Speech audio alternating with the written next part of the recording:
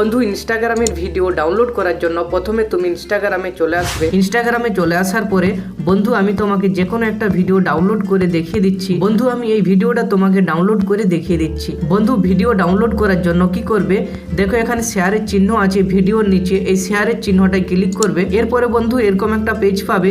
এখানে বন্ধু দেখো লেখা আছে কপি লিঙ্ক, এই কপি লিঙ্ক অপশনটায় ক্লিক করবে। এরপরে বন্ধু তুমি চলে যাবে সোজা গুগলে এসে সার্চ করবে ইনস্টাগ্রাম ভিডিও ডাউনলোডার। দেখো বন্ধু আমি কিন্তু ইনস্টাগ্রাম ভিডিও ডাউনলোডার লিখে দিয়েছি, এবারে সার্চ করে দেখিয়ে দিচ্ছি। এরপরে বন্ধু এরকম একটা পেজ পাবে।